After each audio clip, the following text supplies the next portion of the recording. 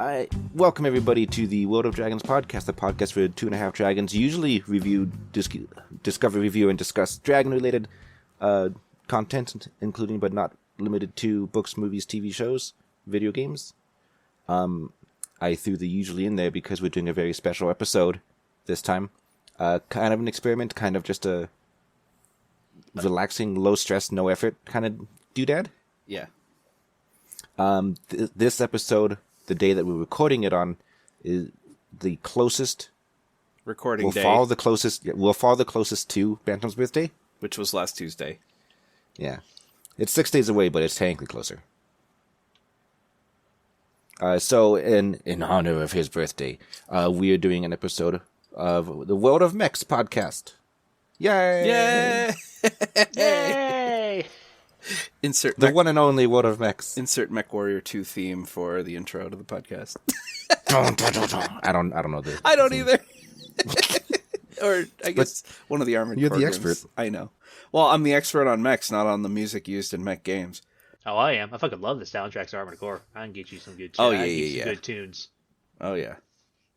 Yeah, I have begrudgingly allowed this because I figured that mechs technically hit all the same criteria that we've put up for the show.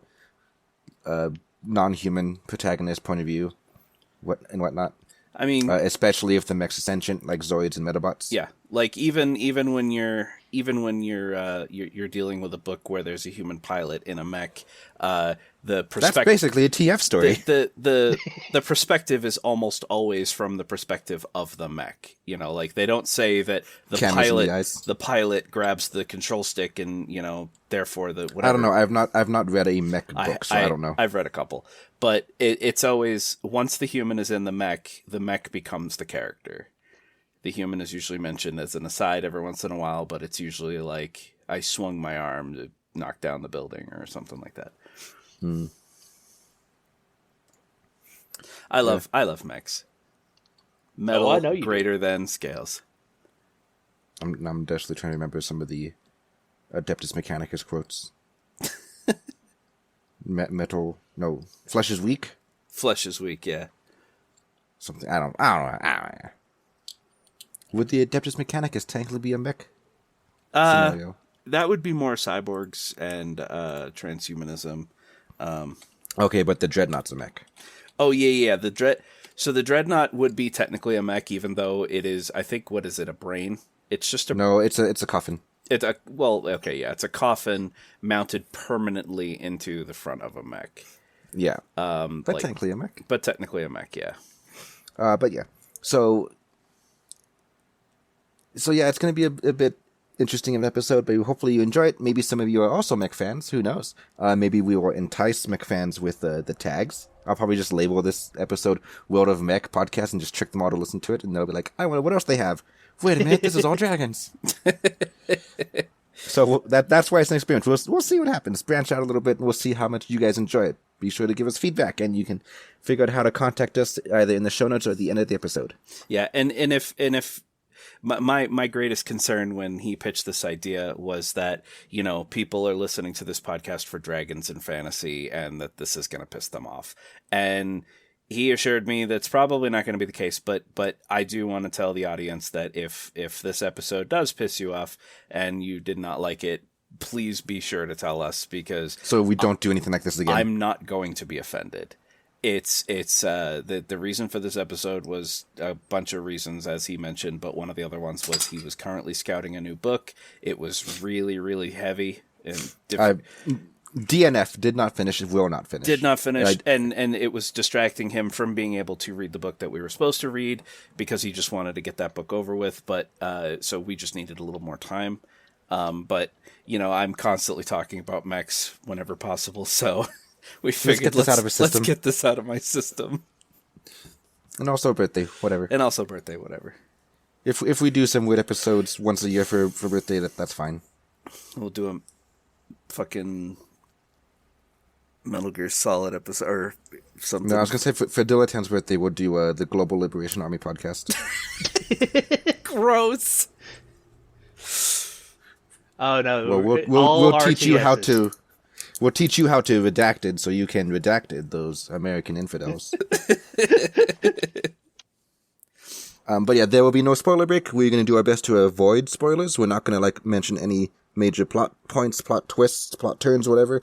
But we might accidentally let something slip, like the name of a character or like the villain so-and-so when there's supposed to be a twist villain, right? I mean, I don't really think that's going to come up. It may not, but I'm putting the disclaimer just in case it does. Just in case. Okay. We don't have a script. We kind of just go off the cuff. So here's the disclaimer in case we need it. Yeah. Although most of the mech games I remember, at least the ones I'm going to talk about, they didn't really have much of a story. Like Armored Core was all about just doing missions until the end came. Well, all right. So if you do want to absolutely avoid spoilers, like for using Armored Core as an example, skip 15 seconds. You end up finding out at the end of the game that the AI that controls the underground basically is trying to kill you. And so that could be considered a plot twist. I mean, yeah.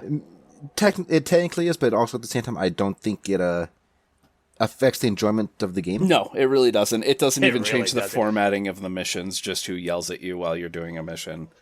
It's kind of like how it would be like saying it's a plot twist in Command & Conquer Tiberian Dawn when Sean, or the first Nod guy, gets his brains blown out on camera by Kane because he was planning a... Seth. Okay. Seth. Just Seth. I remember that. It's like, you don't deserve my last name. But yeah, it's like you just kind of change who gives you the missions. I don't think that really counts as a spoiler, even though it's technically part of the story between missions. I guess, yeah. Dilettante. Not really. Kane lives. You spend 60, probably hundreds of hours in Armored Core, and then the very last 10 minutes, the story becomes actually relevant. Yeah. Yeah. They got almost done with the game. They're like, hey, we need a story, by the way. Pretty much. Well, no, I don't think that's entirely fair. I mean, the whole thing, the whole quote unquote story with Armored Core is that you've got you're a Raven, you're a very capable pilot, and random corporations are hiring you to go attack other random corporations, and that's the whole thing. That's the whole story. And then at the very end, spoiler. I mean, whatever. We're gonna get into spoilers. They're gonna be accidental spoilers. Yeah, just deal with it. At the end of the game, you find out that the AI core that is protecting humanity, because humanity's underground, the surface is not hospitable. The AI core that is protecting mankind basically will take the most gifted and talented mech pilots of humanity, and then test them. And if they get to a certain threshold where they could become a threat to the AI's plan, the AI kills them, sends them out on a suicide mission. If they come back, then the AI has to up the ante and has its own private army of AI-controlled mechs called Nineball that basically cheats. It has the ability to do stuff that your pilot technically can't do, like fire shoulder-mounted weapons from standing position or flying.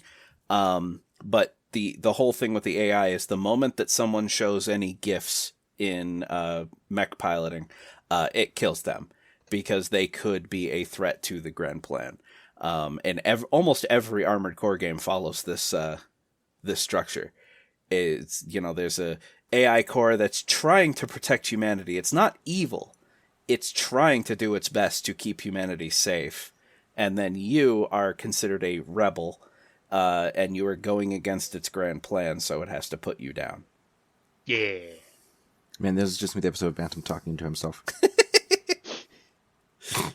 I am looking forward to the Dark Souls Armored Core game coming out soonish.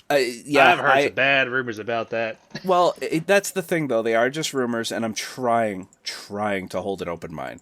The thing is that... The Armored Core fans are terrified it's going to get Dark Souls-ified. Well, the thing is that there was a period... last year where I just suddenly got the itch to play every Armored Core game in sequence. I started with the very first one on PS1, and I got all the way to Armored Core 4. Armored Core 4, back when I was a kid, when that game was brand new, was the first Armored Core game where I lost to the tutorial mission because they changed the controls so that you no longer use the D-pad. You now use the analog sticks exclusively. And after playing dozens of games where you're using the D-pad, that it didn't sit right with me. You couldn't even remap the controls. They also made it a lot more fast-paced and ultra-realistic with tons of reticles and all sorts of bullshit flying at you on screen. It became more of a simulation game, and it completely fucked with everything that I was used to. And when I lost to literally, I think it was like a collection of tanks in the middle of a city, I was like, that's embarrassing. And I never played it again. And I tried again recently. I was able to get through it. But the Armored Core games got taken over by, because it's always been a FromSoft company, but a different director. And now it's taken over by, what's his name?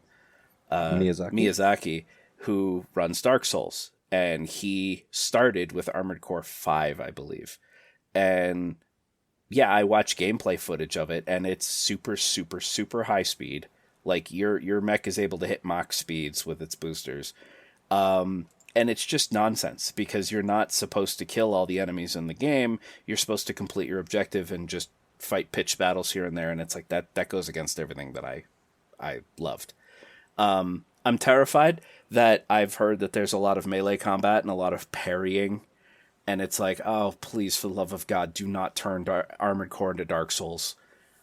You know, I love Dark Souls, but I love Dark Souls for what it is. I heard a rumor there was going to be dark magic involved, too. Oh, good. I saw one article about that. I would fucking hate that. The thing is it's a bittersweet victory, because as much as I would hate the game for going against what I consider to be, I'd still play it. But the fact that Ray would like it, because it's Dark Souls-y and involves magic, you know what? I'd begrudgingly play it. I want to play a mech sorcerer. we saw a Gundam that looked like it had a magic book, like it was actually a mech sorcerer in a toy store the other day. Yeah.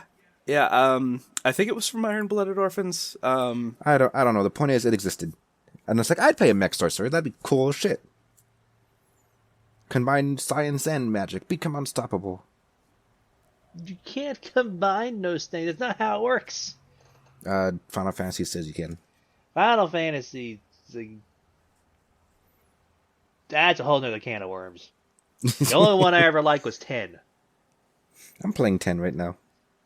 Yeah, Which that one? doesn't really have technology. It has like, It's got the old Magitech stuff that the all better kind of trying to scavenge. that's like the only time I've ever actually liked that. Yeah, I don't know what the name of it. The problem is that Gundam has so many different series that I searched Green Gundam with a book weapon, and I'm not finding it. But yeah, we saw it in the toy store in the model section, and it literally looked like it had like a Necronomicon, but like, imagine a book and then cover it in technology with a giant gemstone in the middle. And all the poses on the side of the box made it look like the Gundam was wielding it like some magical weapon. And I was like, what the fuck is this? Yeah, I'm not finding it. Oh, well. I'd imagine his book is like a missile silo. It opens up, just fires a salvo. I cast missile. I don't know, but... Magic missile. I don't know, but here, I found this, Ray. It's relevant to your interests. Fucking Tau Crisis suits painted like Gundams. No, that's terrible. I like the original Tau. The Gundam color scheme is so iconic. The blue chest, white limbs, red crotch. I greatly dislike how all of Gundams look basically identical. Yeah, because they're all built on because like they're all blue, white, and gold. And it's like they all look pretty much the same. It's like if you lined up 20 of them, I could not tell you which one was what. I'm like, I don't fucking know. I could, but that's because I love mechs. A lot of times the only difference is like a very small variation in the shoulder pads or the helmet. So the variation could be just a gun. That too, and it's like, that's fucking dumb. Oh, I think I found the Gundam. NZ666 Kshatriya. I don't know. Show us the picture. We don't know the code phrases. Yeah, give me a sec. It was from Gundam Rebellion. I'm not finding any pictures of it with the book, though. The other thing is that I know Gundam also dips into just silly nonsense that is not canon, and so maybe that's what that was, like Gundam X Fantasy or something like that. I don't know. Like G Gundam? G Gundam was official canon. It was just not received well because it was like one of those, we're going to get so racist that it folds back into not being racist and kind of funny. Is that the one with Cobra Gundam? Yeah, that's the one with Cobra Gundam. See, I like Cobra Gundam. Every country had so G Gundam was unique. It was one of the few Gundam series that I was able to get Ray to watch with me for a while. It was unique in that the Gundams were no longer, fighting interstellar wars, one Gundam versus thousands of, fodder. It was more of like a Mortal Kombat thing.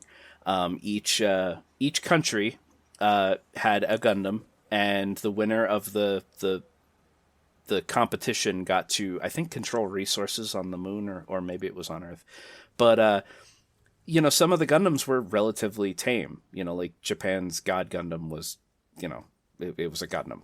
As Ray said, it's like gold, red, blue, and white. But then you had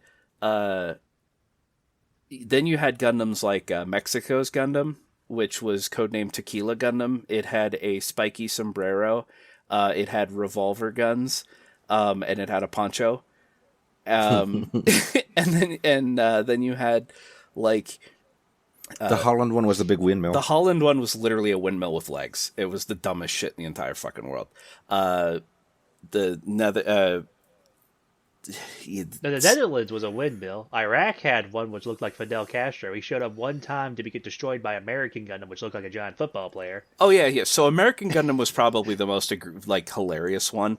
So it was a Gundam wearing football armor. His chest piece would pop off to reveal abs for some reason. And his shoulder pads came off and could be mounted onto the fists like boxing gloves. And for travel, he flew around on a surfboard. And all his guns were revolvers. So yeah, it was football, Wild West, surfing, and abs and boxing. It was the dumbest shit in the entire world. The pilot looked like a fucking weirdo. And just everything about G Gundam was just like, how can we possibly offend more people? But they some of the Gundams, like I said, were pretty cool. But then others were like, this is a fucking joke, and it shows up for one episode and gets fucking obliterated. So, All right. Okay, here's a screen cap of some of the, I'm posting it in the audience stand for the Discord users. Here's some of the more egregious examples of stupid Gundams. From top left, that's Holland Gundam, the one that's a windmill. The top middle is Spain. It's just a giant bullhead with legs. The Netherlands, or Sweden, I think it's a mermaid. Oh, no, that's Denmark. Denmark's is a fish. Just literally a fish.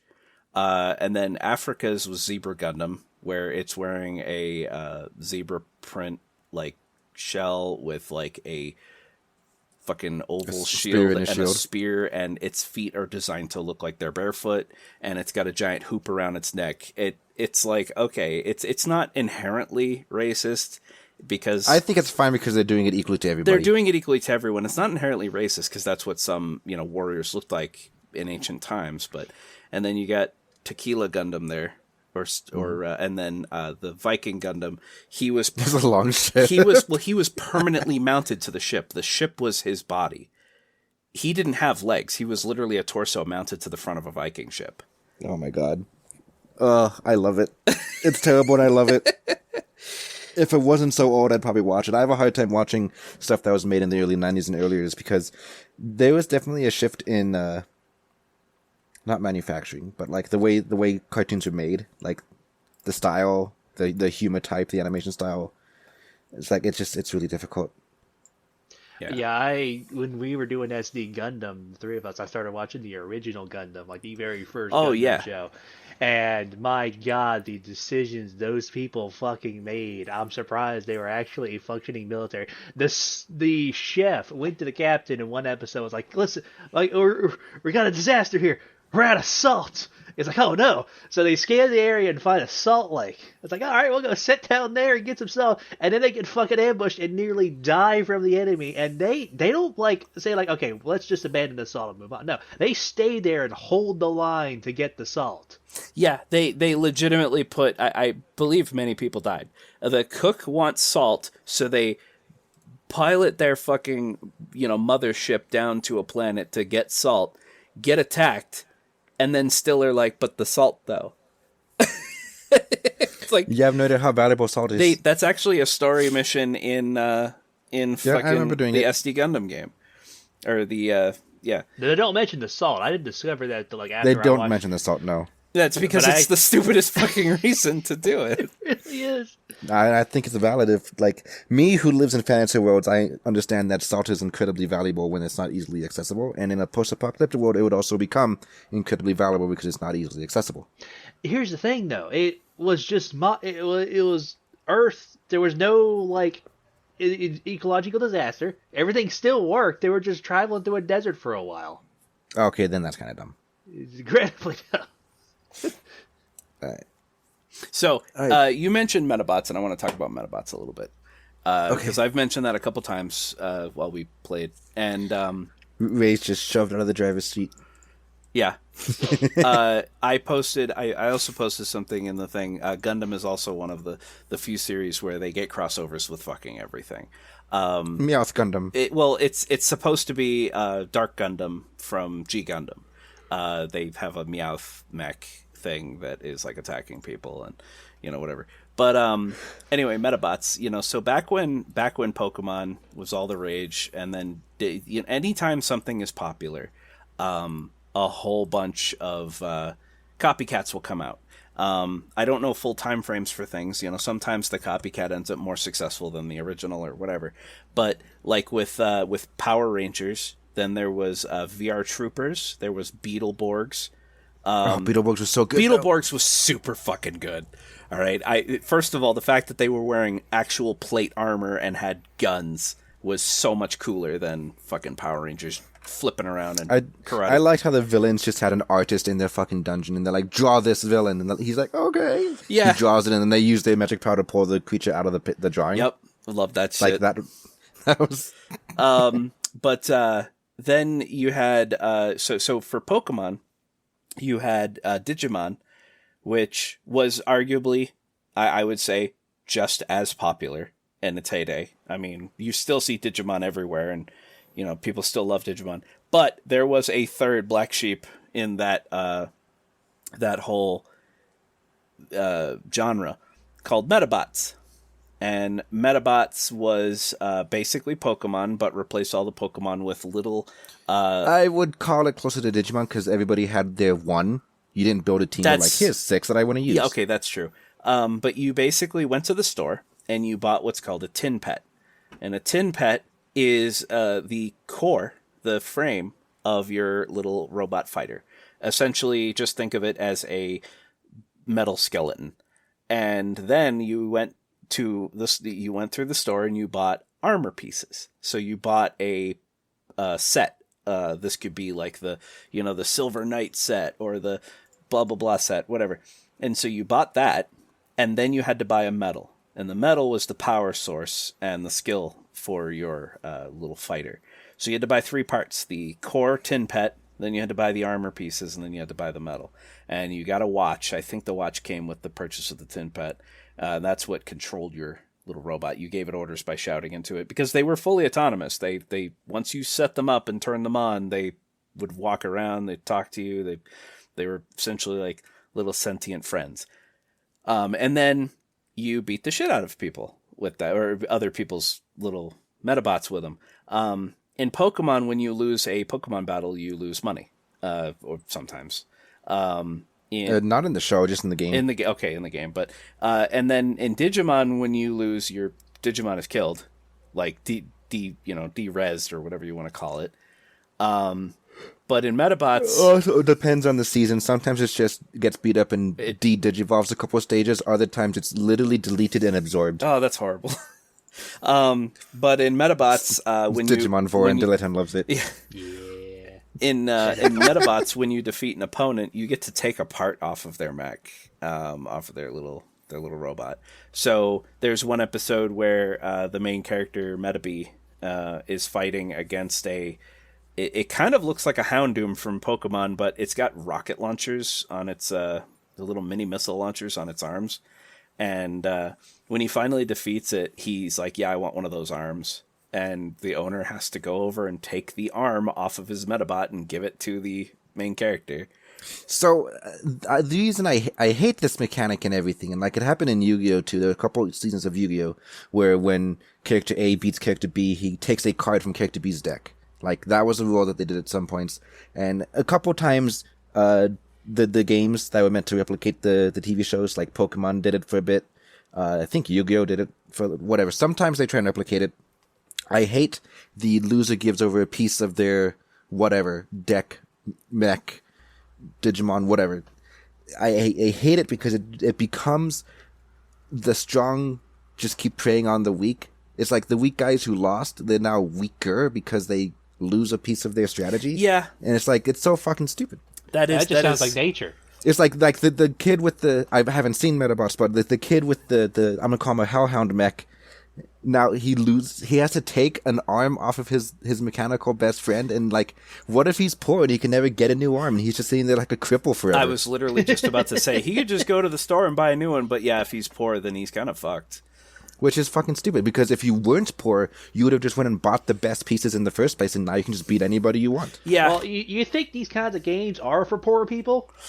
You think poor people play fucking but here's the Magic thing. the Gathering? They can't afford it. Here's the thing. The main character can't afford it. He goes to the store and scrapes together pocket change and gets a fully functioning Metabot. And then he cheats with anime power. He doesn't cheat with anime power. There's just like Pokemon, it has similarities. There is a Team Rocket, except they all look like babies and they have pacifiers in their mouth and they wear basically leather Zentai suits, and I don't know why. Why? I don't know why. What the fuck? That's terrible. Yes, and there is also... Cancel the show for that alone. Jesus Christ. There is also a character that is basically the masked Tuxedo from Sailor Moon. Okay, that's baller. Yeah, and the masked Tuxedo character steals a super powerful metal. It's Tuxedo Mask. Whatever. What did I say? Masked Tuxedo. Whatever. Tuxedo Mask steals a very powerful metal from the Team Rocket people, and while he's showing off about how mysterious and cool he is, he drops the metal in a river, and he can't find it. And oh my god, I think I saw this episode. Yeah, and so the main character is just like down by the river, and he's like, "Oh, look, a metal!" And it just so happens to be the most peak. Is that why Metabee is so angry? He's like a military grade AI stuck in a tiny little child mech body. Yeah, essentially. Oh my god.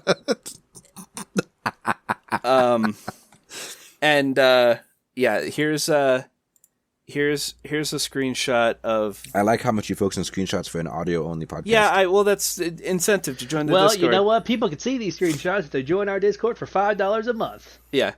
I remember that face, and I remember he actually is like one of the shopkeepers that's friends with the kid. Yeah, he's the one who sold him the Metabot, and then when he realizes, oh my god, you've been winning a lot of fights, where did you get that metal? And he's like, I found it in the river, and he's like, no! But he's not a bad guy, he's just... like, I don't know. That looks like a bad guy. That's some clown face if I ever saw it. And all clown faces in any shows that involves combat are evil. He's also basically a total nerd, though, that runs clown nerd. Yeah, and okay, so the bad guy gang in Metabots, Ray. I'm gonna send you a screenshot because you need to see. It's called the Rubber Robo Gang. No, yep, I remember them. Nope. Hate it. Ugh. Why are they wearing latex? What's with the antennas? I don't know. I don't get it. I don't know. I'm looking at a description right now of season 2, episode 1. When no one believes that a UFO landed in her front yard, Erica tries to bring out the truth while the Rubber Robo Gang makes money selling alien merchandise. Yeah, it's stupid. That does sound like a Red Rocket thing. Yeah. But yeah, the thing is that every kid... Team Rocket thing? A Team Rocket thing. Red Rocket? Yeah, you said Red Rocket. I've been playing Fallout. What's wrong with you? It's Fallout, okay? It's a gas station. I swear. Yeah, okay, that's where you want to go with that, okay. Okay. Anyway, so while every kid was like, Pokemon, Digimon, I was like, Metabots. And no, weren't you also into Monster Rancher? I was kind of we're not going to get into because there's no mechs in it, but just name drop. I wasn't Monster super Rancher. into Monster Rancher. I liked the concept of putting a different CD and seeing what monster you get, but that was basically the thrill of it for me. I didn't play the game. I just wanted to see what I could get. I was like 20% into it. Like I watched a few episodes, and I would have gotten more into it, but I was not able to get CDs to collect stuff, and so I lost interest super fast. I think as growing up, we weren't poor per se, but we definitely had to like limit our expendable income. Mm-hmm. With three brothers, we couldn't like all get fancy stuff, right? Like we managed to have game systems, but we had to share them. We had to take turns. Like I think most kids nowadays each have their own game system, which is really fucking spoiled compared to what I had to deal with. But yeah, so like the reason why I hate the concept of you lose, now give a card or a mech piece or whatever to the opponents, because when I played card games, which I fucking loved, and so I had to like beg, and I would get card game starter decks for my birthday and for Christmas because yay, card games. I never really went beyond the starter deck. My decks evolved by cannibalizing other starter decks and like just taking the best cards of each deck. If I was lucky, I got like 1, maybe 2 booster packs a year, so I was extremely limited in what I could use, and so just the thought of having to give away my best card because I lost, it's just so there used to be an actual rule that I used to play with Pokemon where you would shuffle your deck, take out all the energies, and then have the opponent randomly pick a card, leave that face down, and whoever won got to keep that card. From the opponent. And so I may be misremembering this greatly, but I thought I understood, and this is me reading the rules when I was like 9 or something.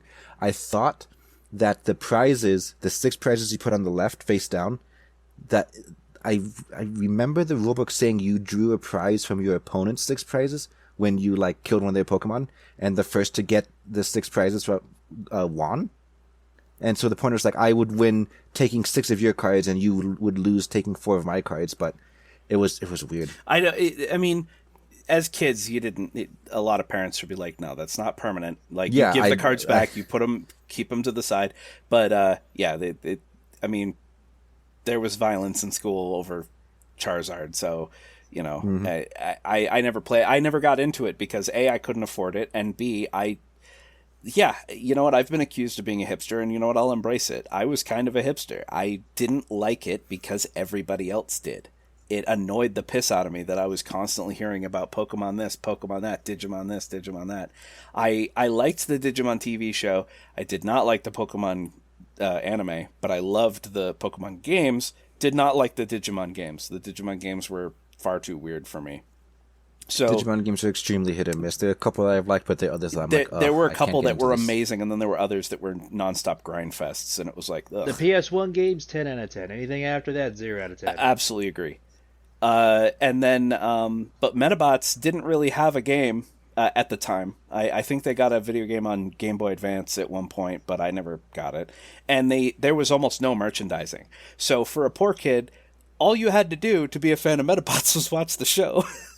And I was like, yay, I'm a fan. And, you know, as a kid, you know, every show has their little quirks, you know, like in Pokemon, Nurse Joy is the same in every city, and, you know, Brock is a fucking womanizer.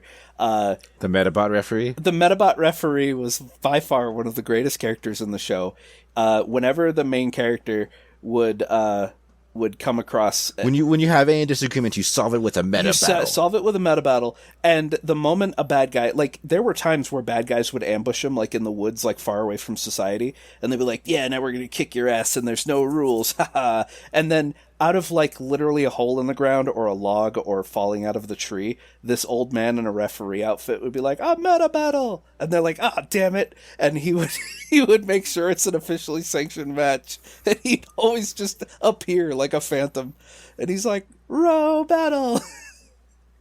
I fucking loved him because, like, yeah, every time the bad guys were like, "All right, we're in this underground bunker millions of miles away from society, and we've got you trapped, and now we're just gonna 5v1 beat the shit out of your Metabot and rip it apart." and then the referee would just fucking appear out of nowhere and instill rules, and the bad guys would be like, guess we gotta follow the rules.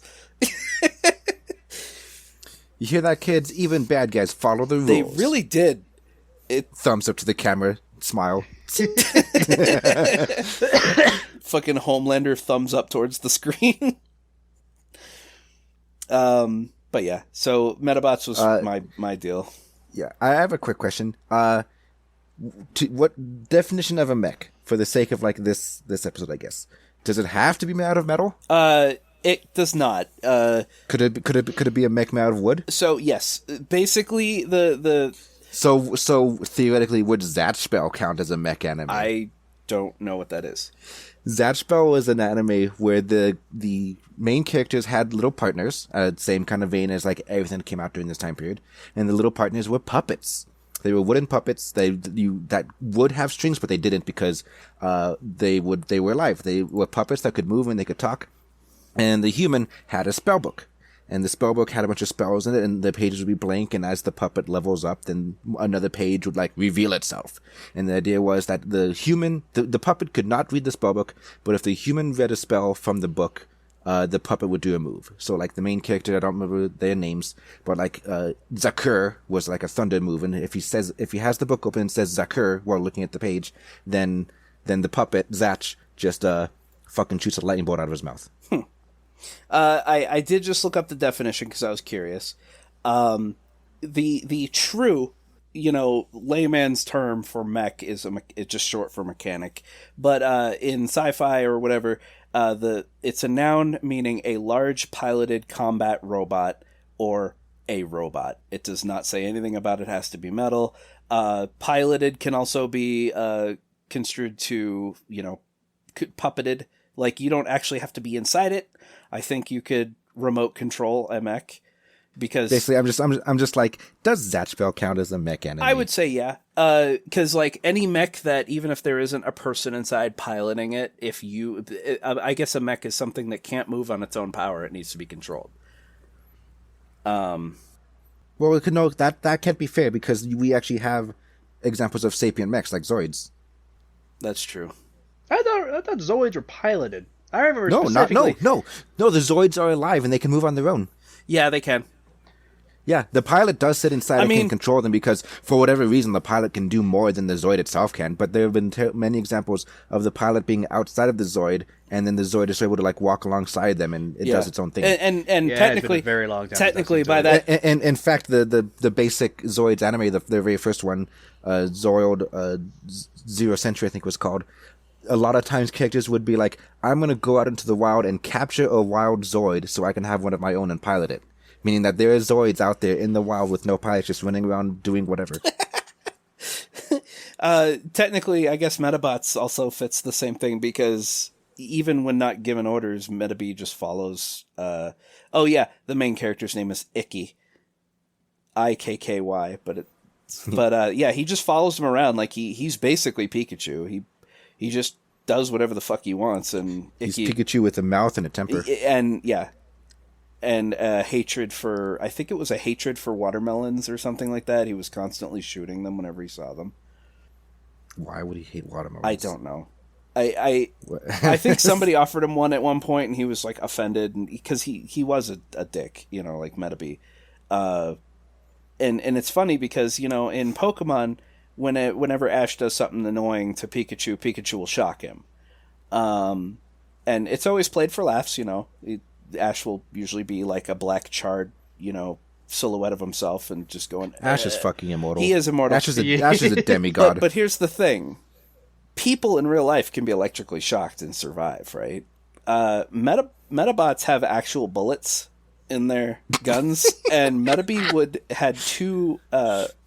basically machine guns mounted to each forearm, and that was one of his primary weapons. And whenever Ikky would piss him off, he'd just open fire on him.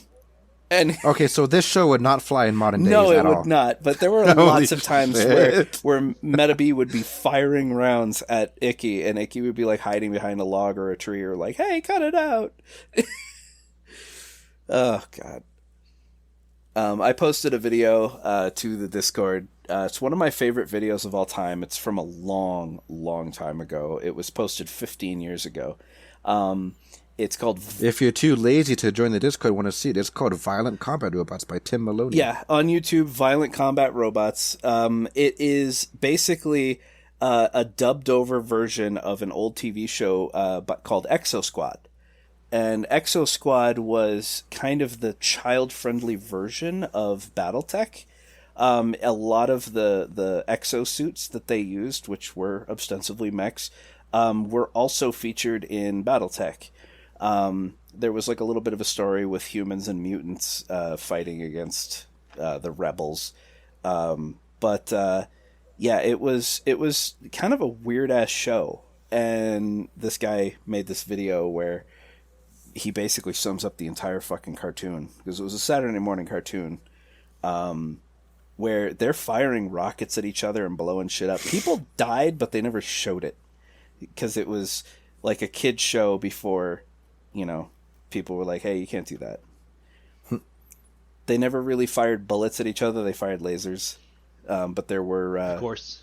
There were rockets that would explode, and, they would show a mech with a human person. Now, these mechs were slightly bigger than a human body. Basically, your feet would be in the upper thigh of the mech, and your arms would only come as far as the elbows on the mech, so that it was kind of basically an exo suit. Yeah, more like a power suit. Yeah. And you had a big glass panel in front of you so you could see what you were looking at. But there were a lot of times in the TV show, I remember, where someone would be flying and get shot, crash, and then a giant fireball explosion. Okay, hold on. I need to ask this before I forget, okay? Okay. So I'm sorry to interrupt, but in the same vein as, does that spell count? Here's a really stupid thing. Because of how it ends, technically, is Alien a mech show? Yes. I mean, to me that counts. Like, there have been movies or TV shows or video games where there's a level where you're piloting a mech, or I love Dilettant's silence, like he's upset. Like even RoboCop, like the second RoboCop is a mech show, or actually all the RoboCops are ostensibly a mech show. Not the third one. Okay, not the third one, because it's fucking androids like crazy ninjas. We don't talk about the third RoboCop. That was a fucking travesty. But Ed 209 could be considered a mech, even though he's fully autonomous. He is a machine that follows rules and is controlled by a corporation. And then in the second one, you have the terrorist. Ray, stop it. In the second one, you have the terrorist who they have his brain ripped out and put into a giant combat robot, and they're like, we can control him with drugs, and then he goes crazy. But just like with the Warhammer 40k Dreadnought, RoboCop 2 was literally a dead man permanently installed inside of a robot. So yeah, I think the true definition of mech is a little more loose. For me, it's basically any robot. I mean, it's just the easiest way to describe something. Like, look at that giant robot. Yeah, it's a mech. I don't know. But I did grow up playing games like Mech Warrior. It was one of my favorite things ever. Yeah, I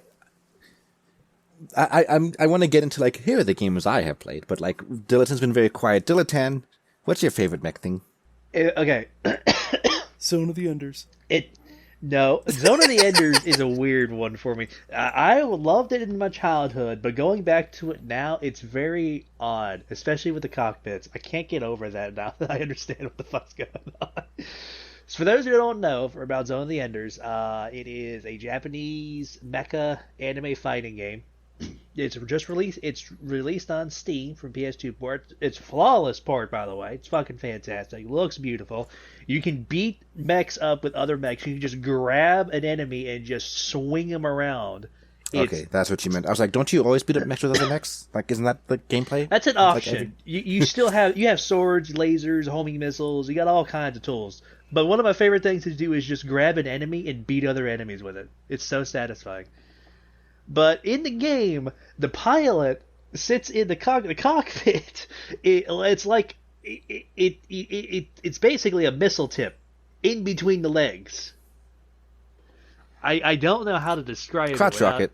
It is a actual crotch rocket. That is where the pilots sit. It is a literal cockpit. And ever since I started playing it recently, like as a kid, I was like, oh, that looks neat. And as now, I'm like, oh, why did they do that? But two of my favorite ones to giggle amongst themselves. Oh, they knew what they were doing. Yeah. But my favorite two, out of the entire life, Metal Arms Glitch in the System for the PS2, where you are an angry little mining droid rising up against the evil mills that have taken over the fucking planet. The gameplay is absolutely amazing, where you could you dismember enemy robots piece by piece, shoot off their arms, they can't do anything, you shoot their head, they'll start sounding like possessed, and then you can just blow off their entire torso. There were just a pair of legs running around completely defenseless. I mean, that sounds like a horror game. It's ingenious. So there are there's these giant robots. Okay, Titans. But like I feel like if you just tweak the color palette and the atmosphere, like the music and background sounds, that could become a horror game. The good news is it doesn't happen to you. It just happens to the enemies. And the enemies are just... It's designed to be completely goofy. But yeah, no, if you turn it around, it's completely horrifying. There's one section where you have to go into like the wastelands of Iron Star, which is like where they just throw their junk in there. The whole planet just has like one giant landfill. And apparently all the discarded robot parts started becoming sentient and turned into zombie bots, which just like magnetically pulled junk to build themselves back up to look fucking menacing as hell. As a kid, it scared the hell out of me because they're just like a pair of rusted legs and then this giant ass hand with scythes for fingers that just runs screaming at you. But the second one is Supreme Commander, and I'm sure you all saw this one coming. Yeah, I guess that technically barely counts. Your literal commander is a mech, and if it dies, you lose. Not just the commander, like most of the units are mechs, robotics. Yeah. Like the whole army is completely autonomous and AI controlled. You know that there's a single. Go ahead. Well, I was going to say it brings up an interesting point because I feel I know it's not going to be 100%, but I feel like everybody in their childhood played a mech game at some point. If we get really loose with the definition, like Zatch Bell would count and blah blah blah. If we get loose, then yeah, everybody has it at one point or another. Yeah, like they are very prevalent in. The thing is, because especially a lot of things geared for children will like, well, let's just make it mechs because that makes it less horrifying and we can keep a low age rating. It's the argument I make with Transformers. Like Transformers, if you would have changed, like the movies, if you would have changed them from machines into like any sort of biological creature, it would be rated R so fucking fast because Optimus Prime is ripping people's spines out. Yeah. He's pulling out their hearts basically, and then like just oil gushing everywhere. But no, it's fine because they're robots. But like, it's how they technically very violent. It's how they got away with it in Samurai Jack when he was just massively murdering things. It's like, no, they're actually robots. See, all their blood's black, and instead of veins, they have pipes and electrical cords. The very first robot game I ever played as a kid, very first one, I posted in the Discord. It was called Robo Pit for PS1, and it followed the same rules as Metabots. You built a robot or bot parts or whatever, and when you won, you got to rip a part off your opponent. And it was basically Mortal Kombat, but with adorable chibi robots. And they would have like all different parts. And then RoboPit 2, which I never played because I don't recognize it at all. They started to look a lot more like Gundams. They stopped looking like little childish toys and started looking like actual robots. Of course, everybody wanted to copy Gundam. Like even Armored Core to an extent. Yeah, I mean there were parts that you could convincingly make a Gundam. But I mean, like, so if we don't count Zatch Bell, Ray, was there any video game you played as a kid that you could point to being like, yeah, that's a mech? I didn't play a Zatch Bell video game. I watched the show. But like video games specifically as a kid, we're talking about like younger than 12, younger than 16. Yeah, like PS1, PS2 days, or Super Nintendo. Any game, specifically a game that I played that would count as a mech game. Did you play Tiberium Sun? Because that would count.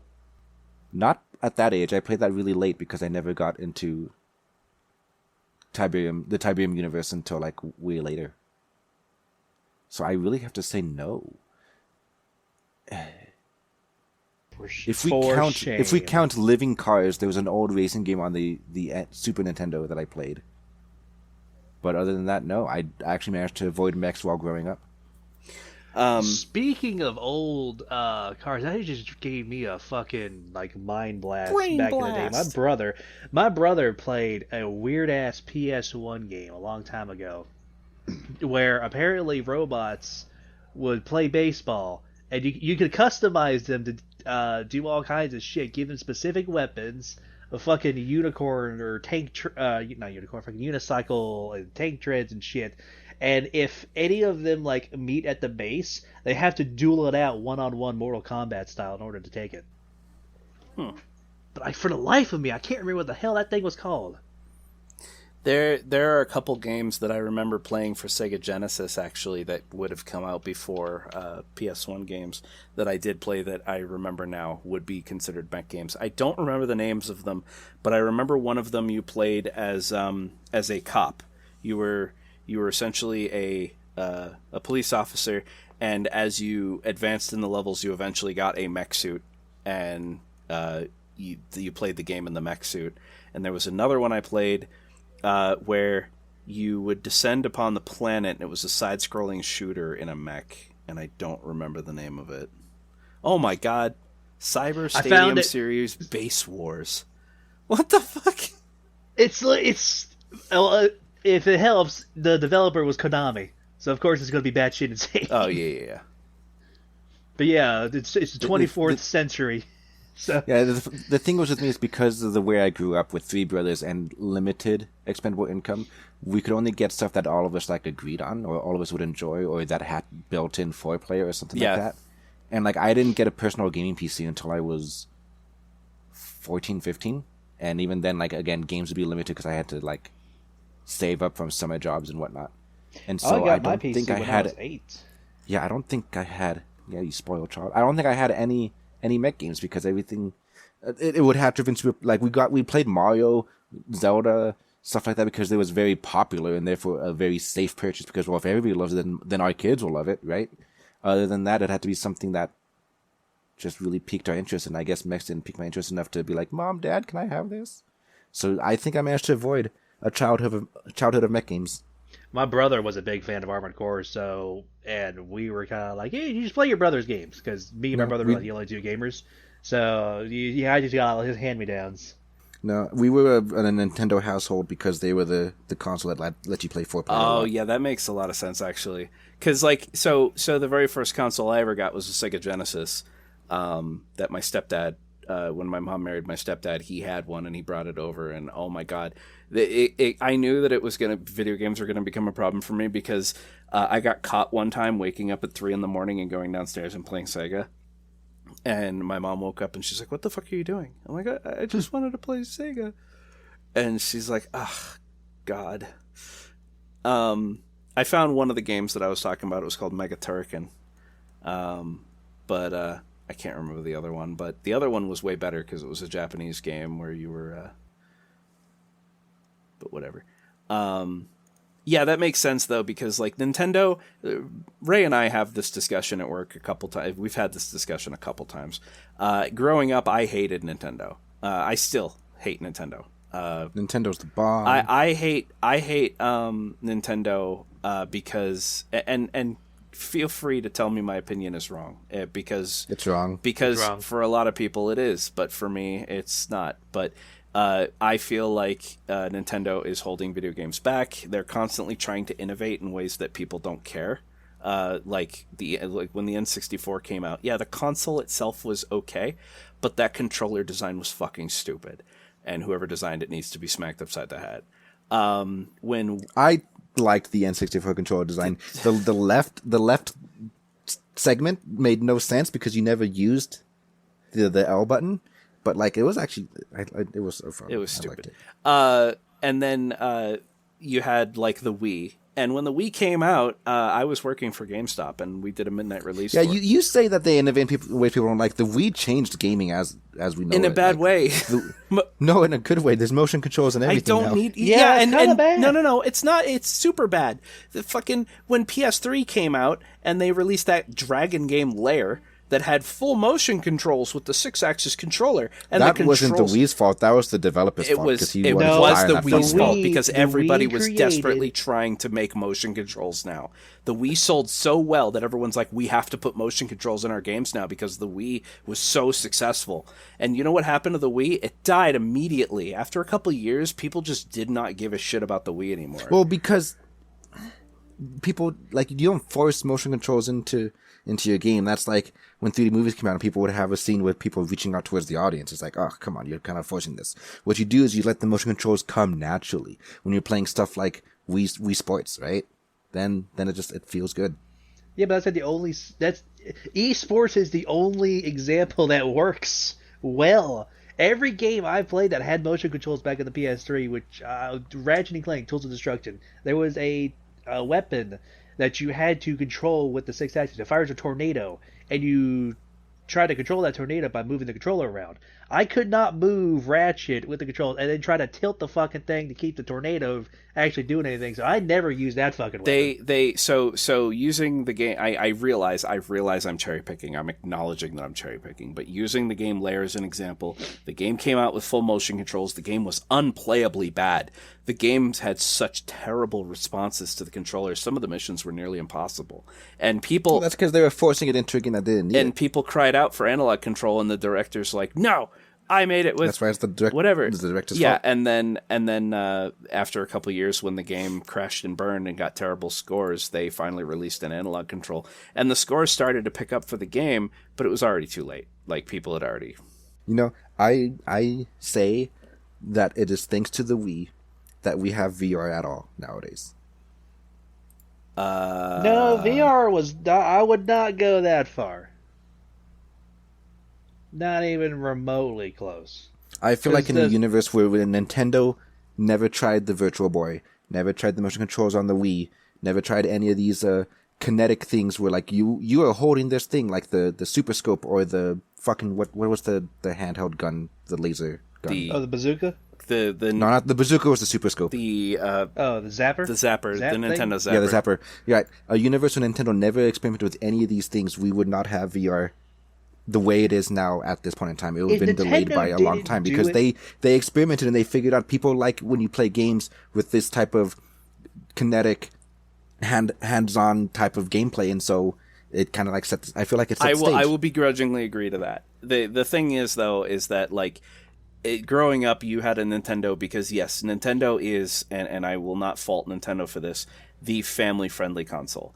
The couch co-op game It's the couch co-op gaming system, and a lot of other consoles tried to be that for a while, but you had to buy an extra peripheral. For the PS1, they had the multi-jack, whatever. Multi-tap, something. So I don't know what they called it on Sega Genesis. Sega Genesis was the first console besides Nintendo to do it, because every console had 2 controller ports. But PlayStation 1, it was the multi-tap, or the PS2 was the multi-tap, whatever.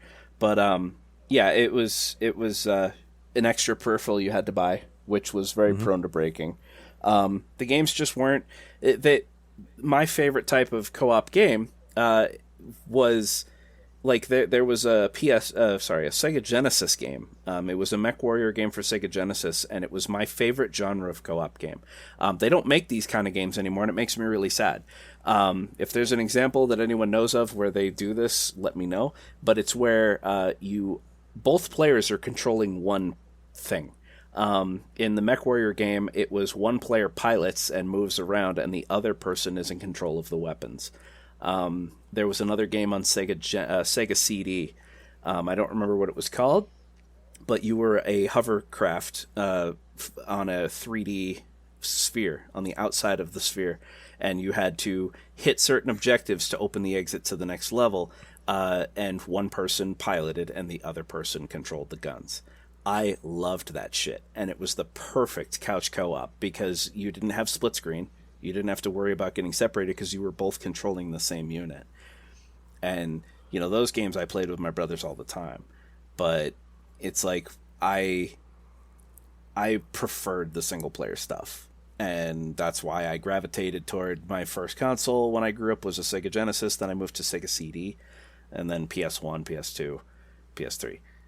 It's like I didn't have a Nintendo console because I just didn't care. You know, I had a Game Boy Advance or a Game Boy Color, and I played Pokemon on it, and that was it.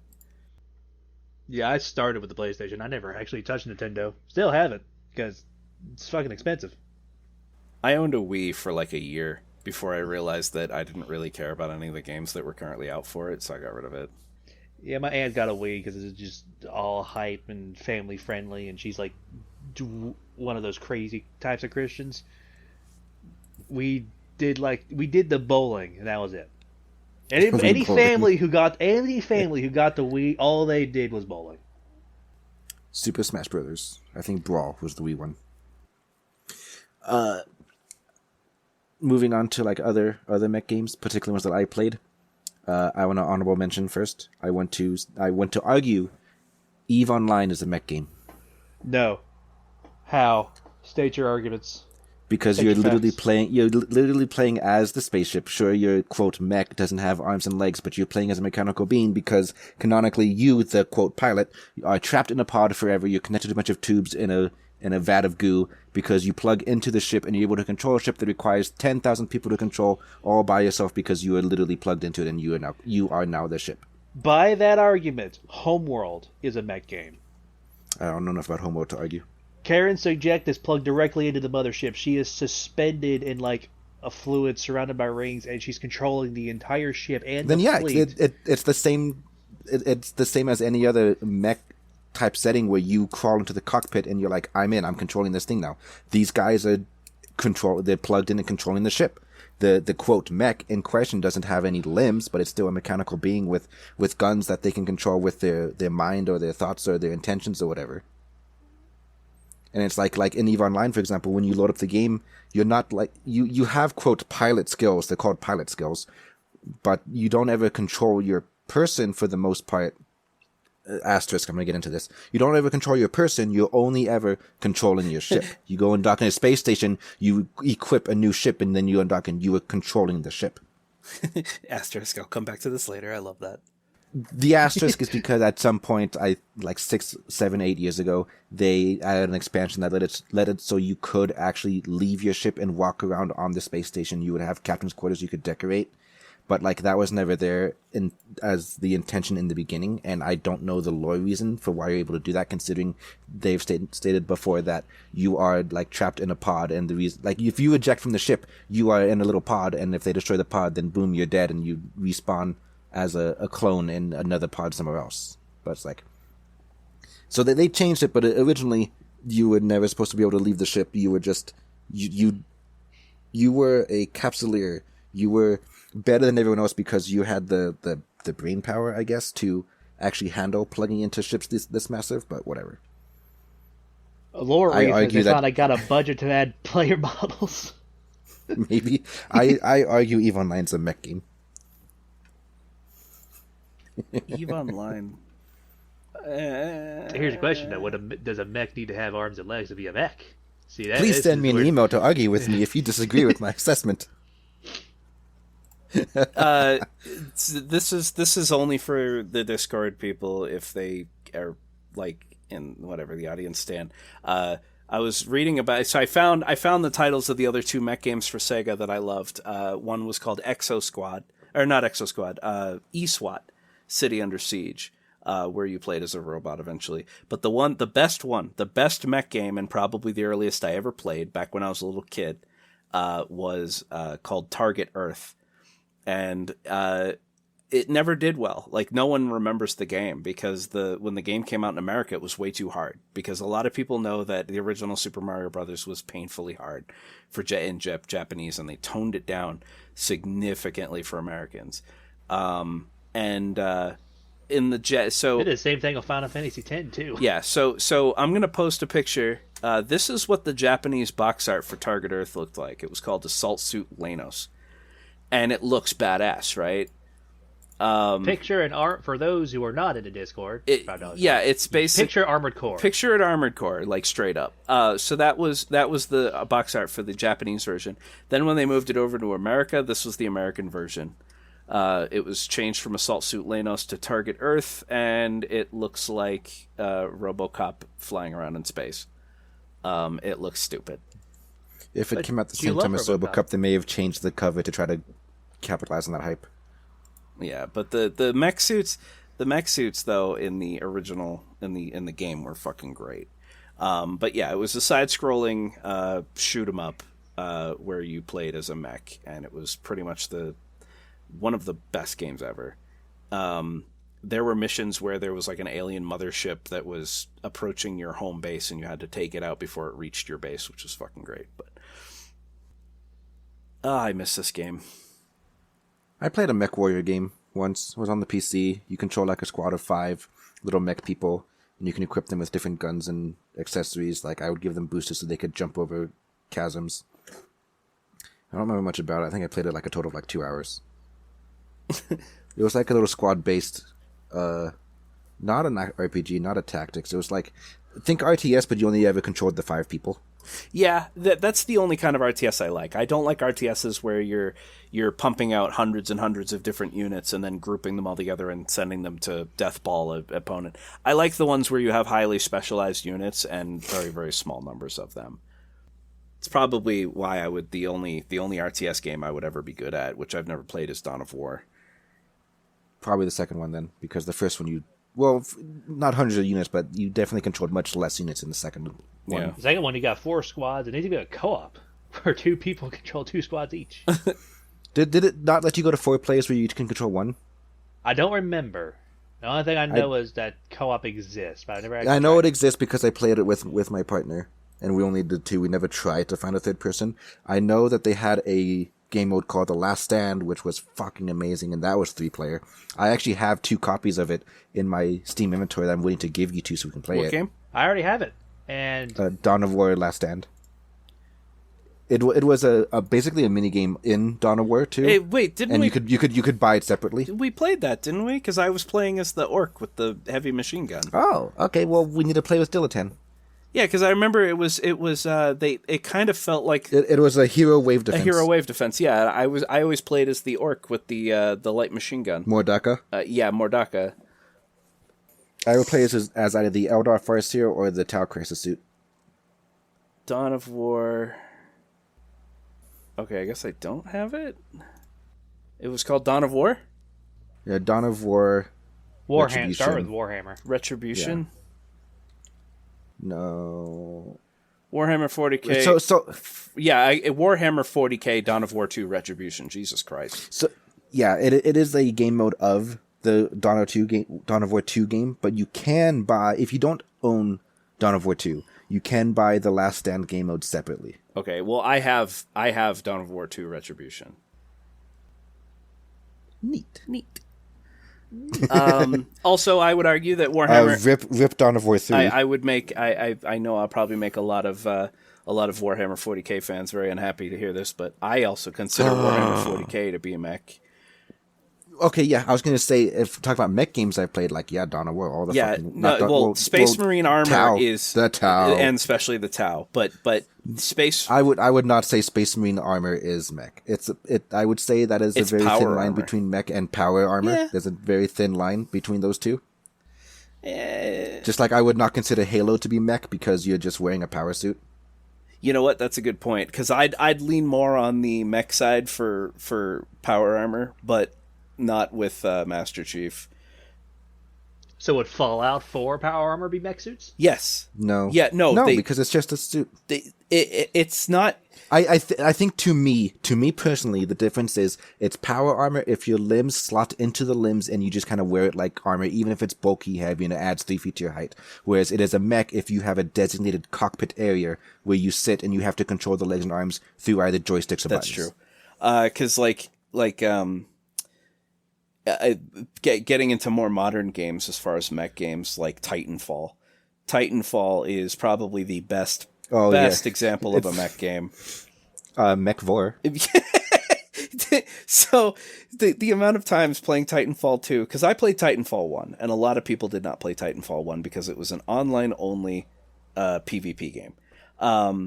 Priced at $70. Yeah, so Titanfall 1 was one of the few PvP games that I embraced fully, and I was really fucking good at it. Titanfall 2 was more narrative story-based. You could play it offline. And I like. Did either of you ever play the first Titanfall? I've never played any Titanfall. I heard it was online only, so I never touched it. Okay, well, let me tell. I only know Titanfall controls because I ended up playing Apex Legends, and they had the same like wall running, grapple hooking bullshit. Let me tell you a brief short story about, like, basically one of the greatest moments in gaming in my entire life. I was playing. There's a game mode in the first Titanfall where instead of killing opponents to get enough charge to summon your mech, you start in your mech. And the moment your mech is destroyed, you're out of the game. Or you're out of your mech. You can run around on foot, but a human versus a mech is not really a good matchup. And so it's a 5v5. You're already in your mechs, and the last mech standing wins. I was playing as the lightest mech, and I discovered that if you pressed 2 buttons together, you could crouch. And a lot of people didn't know you could crouch in a robot. And so I was using the Gauss rifle, which was the sniper rifle, and you had to charge it up to fire shots. And I crouched in a bush, and the 4 other dudes on my team ran into the center of the map, and I watched as all 4 of them got fucking obliterated. Like, 5v4, yeah, maybe if I was there, it would have been a little different, but I was like, nah, I'm going to stay back here and snipe. And so I started sniping people, and I killed 3 of them. The other 2 split up to look for me. I managed to take one out, and the other one managed to find me at the very last second before I put a Gauss rifle right through his fucking cockpit and killed his pilot. And I was like, oh my god! 1v5 in Titanfall 1, and it was like the greatest. I remember putting the controller down and pacing back and forth in my room like, oh my god. Which automatically put me into the next round, and I got killed because I wasn't at my controller, but I was like, like, it was the fucking greatest thing ever. But yeah, in Titanfall 2, what he's talking about, Mech4, when you call BT down or BT runs up to you and just grabs Prepare you for Titanfall. and just stuffs you into his chest cavity, and it's just like, I've got you, pilot. And it's like, ah, I love you too, Mech. He just ate you. But I mean, he is full. Your mechs in Titanfall 1 and 2 are fully autonomous. In Titanfall 1, if you called your mech down but did not get inside it, you could actually tell your mech to follow you, and it would stomp through the city streets trying to keep as close as possible to you, and it would automatically fire at anything that got near you, which was fucking awesome. Titanfall 2, they had personalities. They didn't in the first one. But a lot of people have played Titanfall, so... Yeah, but yeah, since we jump topics a lot, returning to Warhammer 40k, I did not consider Space Marine armor to be mech, but the Dreadnought definitely is. Dreadnoughts and Titans? Are they called Titans? Yes. The Titans are like the big... The giant things, like, yeah. The ones that have like little castles on their shoulders. Yep. They're cathedrals with legs and little heads sticking out. That's fine. Their starships are just flying cathedrals. Yeah.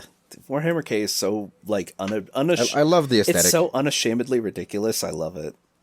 But yeah, the Tau Crisis suits are mechs. No, the Tau Crisis suits would not be, because those would just be power armors as well. However, there are other battle suits that I would say are more like mechs, because they are too big, and the way they're made, there's no way the limbs are slotting into these, and they'd be like the XV-88 broadsides or the Riptide suits, those kind of things. Yeah, everybody needs to be aware that Ray is a Xeno-loving scum in the Warhammer 40k universe. Dude, Tau is so fucking cool. I am warming up to them, because Ray has a really good point. Every time Warhammer comes up, he always says the same thing, which I agree with. I'm so fucking sick and tired of the Imperium of Man. Every game, it's like, yeah, we're the Imperium of Man, fuck the Xenos, and it's like, but... It's always the Space Marines fighting the Orcs, or the Chaos, or the Eldar, or very rarely the Tyranids. It's like, dude, let me play as one of the other factions. I like playing as the other factions. Yeah, we played Ray, myself, and his partner. And I think Diletant has also played it. Warhammer 40k Gladius, Relics of War. It is a base building 4X. It's a 4X war game, but it's incredibly simplified. I'm not very good at 4X games, especially when they start throwing out all sorts of sub-menus and shit at you. This game is very simple. Build units to go kill each other. That's it. The game will prompt you when you can upgrade a building, but aside from that, there's not a lot of depth and intricacy to any of it. It's just build guys, go kill shit. Gladius you can play as Tau, Tyranids, whatever, which was pretty cool. As far as other mech games I've played, I mean, would you consider Zero Dawn to be a mech game? Kinda, mechs I guess. Are in the game. Yeah, you don't play you as don't play one as one, ever, yeah. but they definitely are in there, I guess. Yeah, I would count it then, because if I'm going to count Zoids, then I mean, technically Horizon Zero Dawn. Yeah, Horizon Zero Dawn is basically the Zoids, just much smaller. And less heavily armed. They're just always the enemies, which is unfortunate when we try to talk about stuff where you get to fulfill your fantasy as a instant non-human thing here. Yeah. I mean, every time a good game or what, appears to be a good game is coming out where you play as the robot or as the mech, it's always just bad. Like Metal Arms Glitch in the System was a good game, but it just didn't do well. A lot of people just thought it was too hard. There was also a game called Tiny Tank for PS1, where you played as played as a little anthropomorphic tank. Like, it had a head and eyes, and it was always... It's not anthropomorphic. Well, anthropomorphic does not necessarily mean stands on two legs and walks around. Anthropomorphic is applying... It kind of does. No, it doesn't. Anthropomorphic's definition is applying human traits to a non-human entity. So adding a Brave Little Toaster is an anthropomorphic toaster. You put a face on a toaster, it's now anthropomorphic. But you're thinking of the barest sense of the word. I would say it's an animated toaster. Whatever. But so Tiny Tank, you played as a little yellow tank with two Gatling guns mounted to him, and he had a head. His turret was a head, and he had eyes, and I guess his mouth or nose was the turret, the actual cannon. And he was always wisecracking and saying inappropriate things, and that because the game was too quote unquote edgy. Considering most games around that time, the mascots were always cute and adorable, and stay in school, stay off drugs, and Tiny Tank's just like, yeah, fuck you. I think this came out around the time of Conker's Bad Fur Day. Yeah, that might have been what I was trying to emulate. Yeah, probably. I mean, Conker's Bad Fur Day tried to emulate. Actually, you know what? Before I put my foot in my mouth, let me just check something. So one of you talk. No. Well, I'm trying to find out. All right, November 16th, 1994, versus. Okay, yeah. So Gex for PS1, the one with the wisecracking, overly sexual gecko, came out in 1994. Conker's Bad Fur Day came out in 2001. So Conker was actually copying Gex, because Gex was the first time that we really had a main and protagonist character that we played as who was inappropriate and shameless and just whatever. I'm trying to find an old mech game. I say old because I think I played it like 8 or 10 years ago, but it was on Steam. It was a FPS. It was PvP, which how dare I, but you controlled a mech and there were different classes, like you had the assassin class and you had the juggernaut class and whatever, and I played that for a little bit. I think it was Mech Warrior, but I searched Mech Warrior and I don't see it, and I'm watching the videos and they don't seem familiar. But yeah. It may be a Mech Warrior game that has been discontinued because, like I said, it was like 10 years ago. Yeah. Because right now I can see Mech Warrior Online Legends. I know it was not called something like that. I think it was just called Mech Warrior, and that was it. That'd be my best guess, but maybe it got discontinued and they replaced it with Online Legends. Yeah, the problem is that there are a bunch of mech games that are coming out, but none of them are single player. Like there's a new Gundam game that's coming out that's supposed to be a hero shooter. 5v, I think it's 6v6. 6v6 with taking control points, aka towers, so basically a MOBA. So it's a MOBA hero shooter, but it's with all Gundams. They all have special attacks and special weapons and shit, but it's PvP, and I don't want to play PvP. Like, it doesn't have a single player mode. I would say it's only a MOBA if there are little spawnable NPCs that you can farm for experience and money, and you get to buy stuff in the then game. In that case it's a hero shooter. Because otherwise, I would just say it's a King of the Hill kind of FPS shooter game. It's no longer a MOBA if you don't have what the hell are waves you talking of NPCs. About? Oh. Slap. But yeah, we can all agree the best mech thing that ever exists was Zoids. Mech Warrior 2. Armored Core. I have a bunch of Zoid models that I can put together. I have like they sit 10... in the box, sir. You're torturing. Okay. Listen. No. They are in the box simply because I do not have the space to fully display them yet. And fingers crossed, in like a year or two, we're gonna move, and I do not want to transport these things while they're put together. So they are staying in the box right now. I am buying them because I'm buying them as they come out. So I'm collecting them and hoarding them before they become sold out and hard to find and spike in price by 1,000% or whatever, like they did before. So I'm biding my time, and they will eventually all be put together.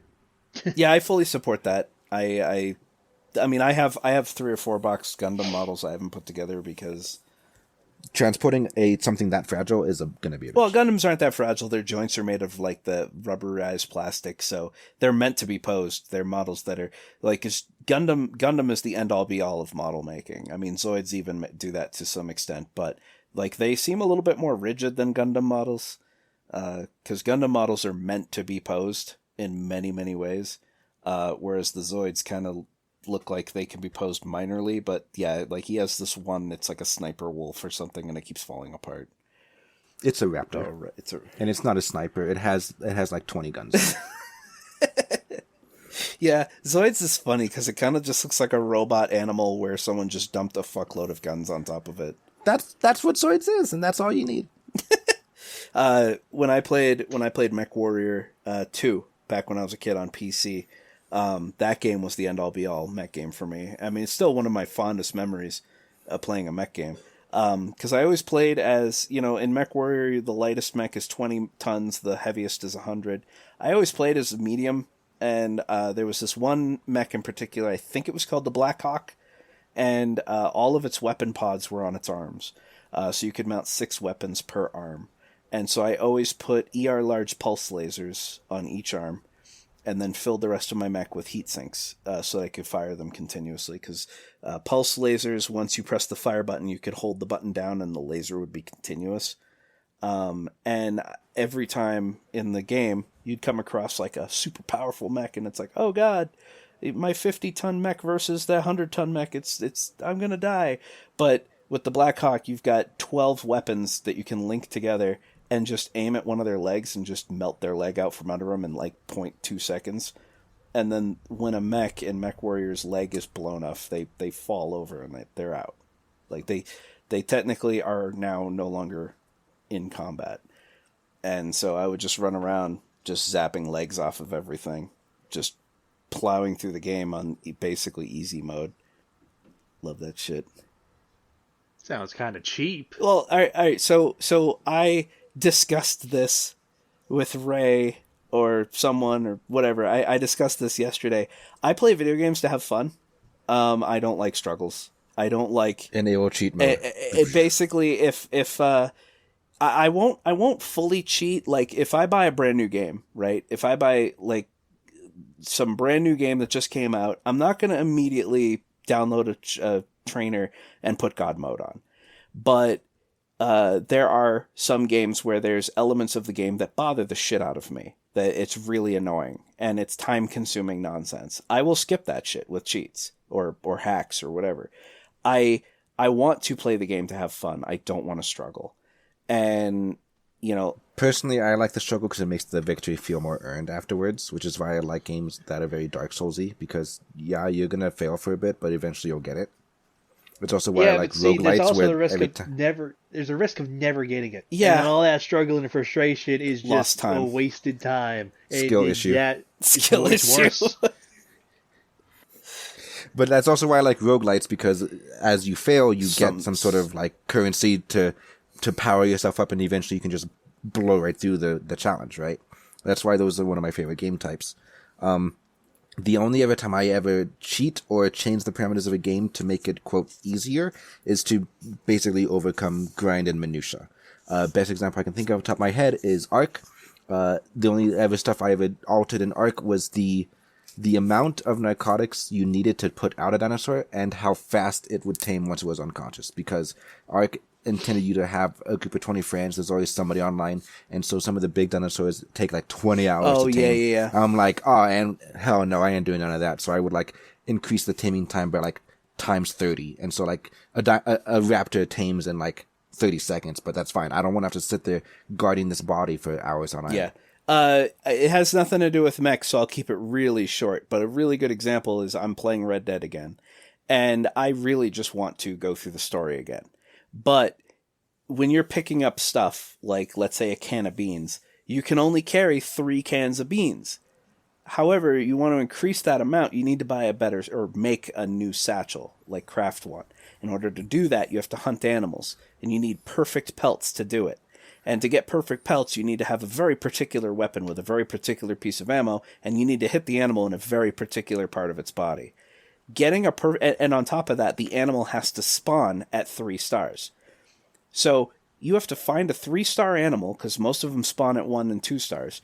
You have to find it, have the right weapon on you with the right ammo, get the perfect shot, skin it, be able to make it back to camp without being attacked by a random event, just to turn it in, and now you have to do that 10 times because there's like 8 or 9 other fucking skins that you need to go get, just to craft a satchel that you can now carry more than 3 cans of beans. That is fucking stupid. And so one of the mods I downloaded, because I just modded Red Dead. What are you making a Gucci fucking satchel? You need the best quality pelt out there for? Basically. Apparently. I mean, in order to craft the satchels, you need to have perfect pelts. So one of the mods I downloaded is that no matter what weapon you use, as long as it's not explosive ammo, you'll get a perfect pelt every time. And it's like, yeah, I just want to craft shit so that I can carry more shit. This is inconsequential to the story of the game, but it's actively impeding my enjoyment of the game when, I can only pick up 3 gun oils to fix my fucking guns. It's annoying as shit. So yeah, I will smooth over what I consider to be rough edges in games with cheats. But when the entire game is a rough edge, there's not really much you can do, especially when it's a multiplayer game and it'll ban you if you do it, or, like there was one time where I was playing multiplayer with Ray and his partner in Stellaris, and I was struggling. It was before I got good at Stellaris. You monster, I remember the story. And so I loaded up Cheat Engine while we were playing. So we're playing online multiplayer. I load up Cheat Engine, and I start picking cheats, and then click run, and the game desynced and crashed. And Ray and his partner were like, "Whoa, what happened?" I was like, "Oh, I don't know." Closing Cheat Engine. I don't know. So we restart, and I'm like, okay, maybe that was just like a random chance. I'll start Cheat Engine before the game is loaded. So as soon as we load the game, it's like desynced. And I was like, oh, God damn it, I can't fucking cheat in this game. No cheating. Yeah. And yeah, it's like, I mean, yeah, I did get good eventually, but it was disgraceful. All right, so we can't get away with not mentioning these things that I know nothing about. But as far as like mech content goes, stuff like Gasuraki, Gurren Lagann, Evangelion, it's like we got to bring those up. Do you guys have any experience with those at all? I haven't seen any. Yeah, of those. see, I don't watch anime, really. Okay, I haven't seen those because I'm not really interested in mechs for the sake of mechs. So sorry, fans of those 3 shows, come and scream at us. Yeah, I don't like, I watch anime when we watch good shows. I watch anime when I'm forced at gunpoint to watch it, and you have enjoyed every single one. I have enjoyed almost every single one. In fact, I even got Dilettante interested in Kill la Kill, which we should keep watching. But yeah, that's a good one.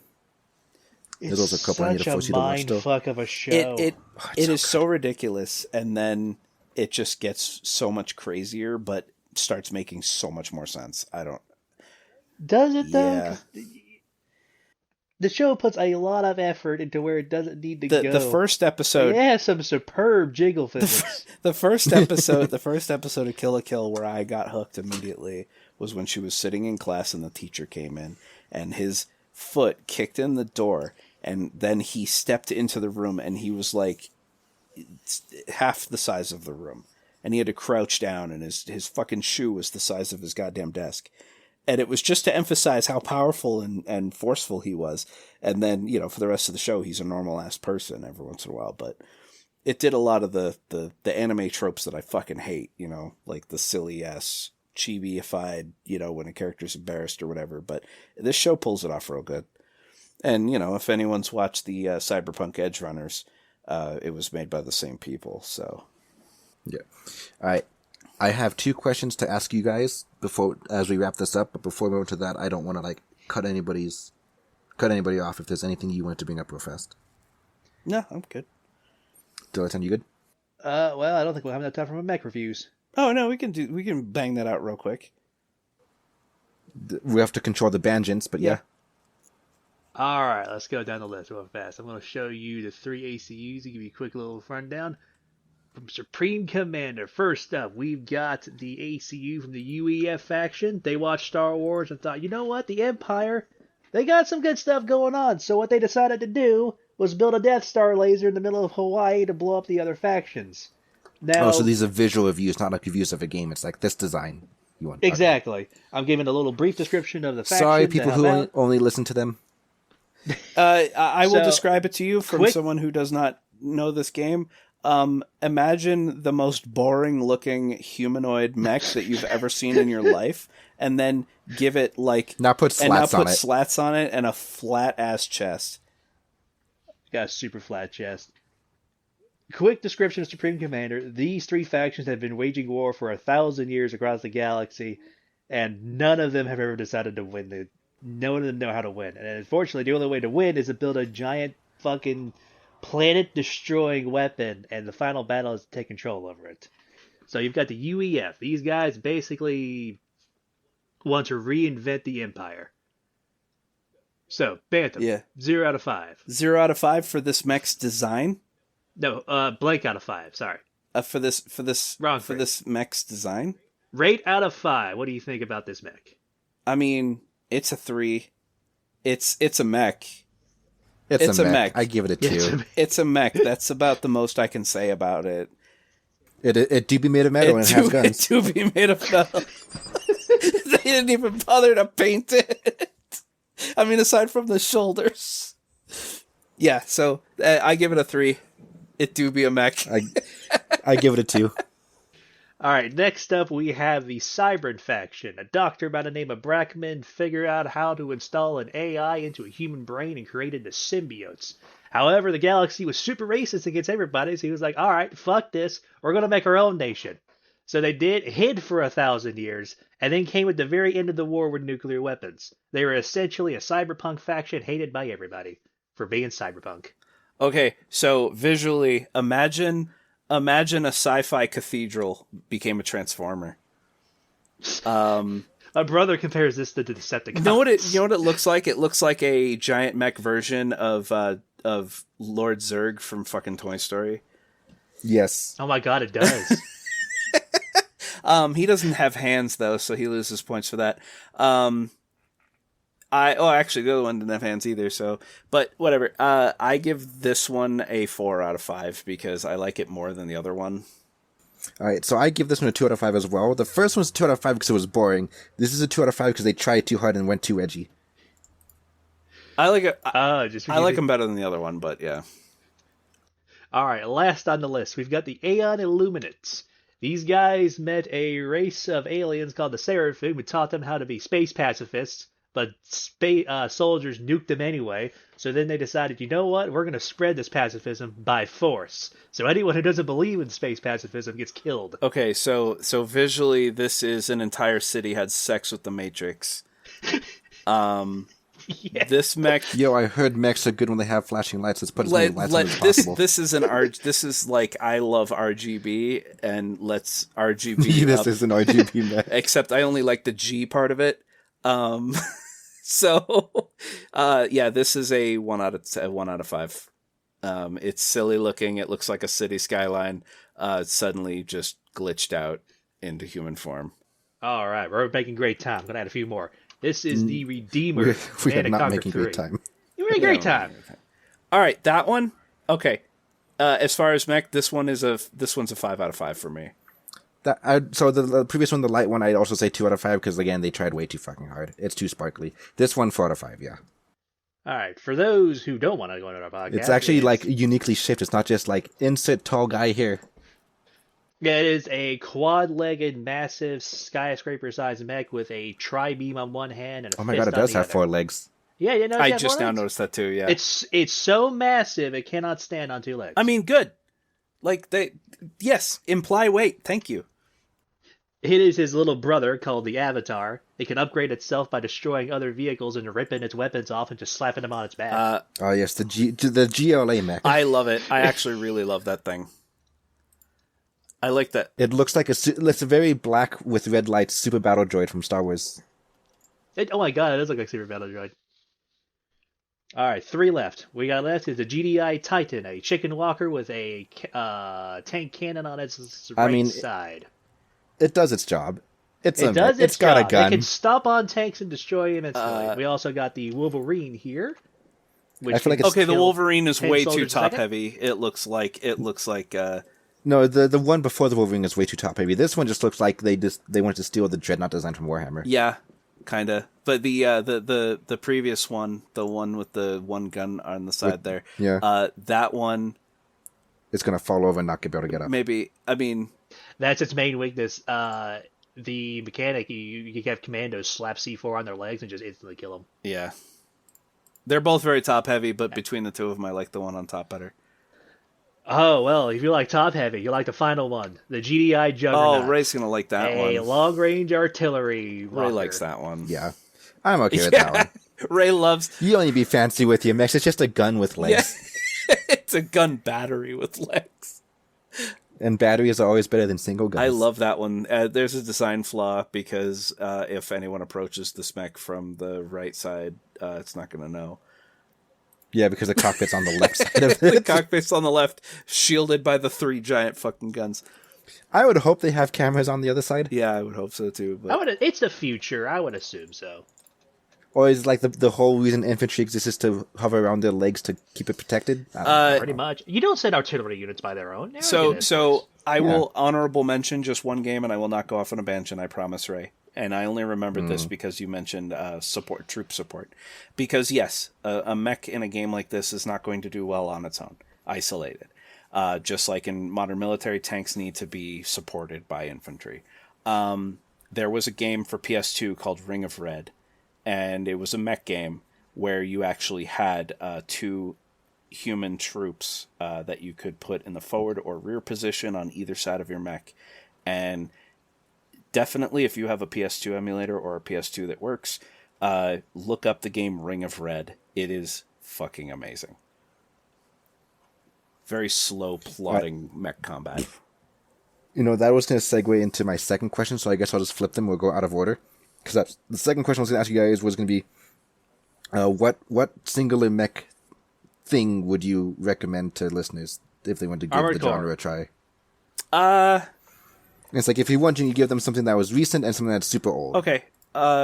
So for me, super recent, I would say, super old, I would say give Front Mission 3 or Front Mission 4 a try.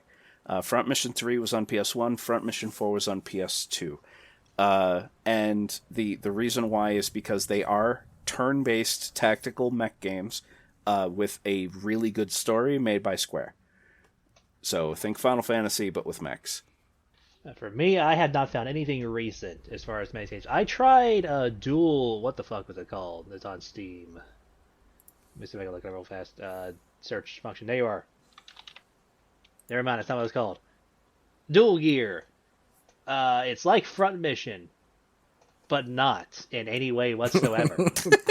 It's like it tried to emulate Front Mission and failed horribly. It's very slow paced. I would not recommend it. That's the only one I recently played. Now, as far as old goes, you get a working PS2, somehow wink, and get Armored Core 3 a try. That is by far my favorite one. Wait a minute. Dual Gear is a tactical action turn-based strategy game inspired by Japanese mecha. Dual Gear engages the player to pilot their mechs with real-time action shooting while experiencing high pressure of tactical turn-based layers. That actually sounds exactly like a game I would love. I sent you a link to it. Long time ago. He doesn't look at your links. Well, no, it's probably because I glanced at it and went, oh, and then was busy doing something else. Fishing. Fair enough. But yeah, you... It works, I'm assuming it works kind of like Front Mission. If you damage a part enough, it'll actually break off the mech. And you can target like specific arms and legs. You got XCOM style rate of hits. If it's got real-time targeting, then it sounds a lot like the PS2 game Future Tactics, where you move your character around, and then when you go into shoot mode, you actually have to physically use skill to aim and hit the mech. I don't think so. I think it's more like XCOM. You select the part and see what percentage of hitting you can do. It's been a while since I played it. Personally, me, I do not have any recent recommendations because I don't like mechs, so I haven't really delved into it. Fingers crossed for the new Armored Core. I personally will actually love it if it gets Dark Soulified. Oh. Yeah. But yeah, as far as old stuff, Zoids, definitely Zoids. Check out the old Zoid cartoons. They aged medium well. Medium well. I love medium well. I know, right? It's like you can definitely tell they were made in the 90s, but they're not like cringy level 90s. So it's like, give the old Zoid anime a try somehow. I think it's really difficult to find now because like the license got like buried under who knows what. But yeah, if you can somehow get it, just watch Zoids. And then the other question I was going to ask you guys would be like, which of the distinct visual styles do you prefer on your mechs? Atom Punk, Diesel Punk, Cyberpunk, Steampunk? Screw Steampunk. Steampunk can be done right, but then there's some that like, because as much as I don't like Scythe, which is a game that came out somewhat recently based on a board game, where the mechs are ostensibly like armored cylinders with legs and arms, but armored combines. Combine harvesters. They're the most steamy of steampunk mechs, and they're silly looking. And I appreciate it that it fits in with the time period, but they're also really stupid looking. I prefer more like Fallout level mechs. Like that's Atom Punk. I prefer Atom Punk. Personally, Armored Core. Yeah, what would Armored Core be classified as? Armored Core would be Cyberpunk. No, it's Cyberpunk because it deals with AI. Okay, yeah, then I had it right. Cyberpunk's probably the highest on my list. I was gonna say I would like Cyberpunk because personally with me, mechs, I like them better when they are very sleek and very sexy looking. Like Genji is not a mech, but like his general design, very sleek, very clean, very like his red with green lights. That kind of stuff, which is why it's also will be really cool if Armored Core gets Dark Soulified. Stop wishing Armored Core to be Dark Soulified. I'm wishing it so hard. That's not Armored Core. But yeah, all right. So we're gonna wrap it up then. Thank you for joining us for this very special episode, this experiment. Be sure to let us know what you thought about it, if we should do similar one-offs in the future or never again. Yeah, because even Bantam, how can they give us their opinion? Even if we do end up doing this again, because people want us to or whatever, it's not going to be super common. No, mechs are definitely an outlier, but like we did a Griffin book recently, and we will probably expand Beyond Dragons in similar veins. Like there's another Griffin trilogy that's on my list to get you guys to read. There's also a book that has to do with what I call cat aliens. Visually, I imagine them to be basically the Hrothgar from Final Fantasy. I know what you're talking about. So, yeah, we will veer off of dragons slightly. Mechs is definitely like probably as far as we will veer, but it's just fun to like peek into other similar genres every now and then. All right, so you can reach us on Twitter at @officialwadpod. While Twitter's still alive. You can reach us by email to complain about this horrible episode that I forced upon everybody. At wadpodcastmail@gmail.com. And we have a Patreon, patreon.com/World of Dragons podcast. The Discord, if you want to see all the silly little mech pictures and stuff that we've been posting in the audience stand, that will be linked in the show notes. Yep, I think we're like 2 Nitro boosts away from able to have a custom URL. Yep, I've been boosting the shit out of it, but I guess I can buy a couple more. No, we don't need to worry about that. We'll let somebody else come and do it. Well, if they don't, I'll do it because I would like to be able to just say it. But yeah, special thanks to all our patrons, with a special shout out to our VIP patrons, Comrade and Kazan. And next time, guys, we're going to be returning to the original plan before I remembered, oh yeah, Bantam has a birthday. That exists. We'll return to the original plan of the book bound in scales. That we... Yeah. Dilettante read. You got an extra 2 weeks.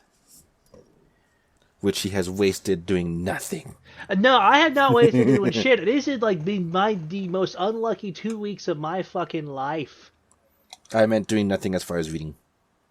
I've been trying to appease whatever god I pissed off. All right.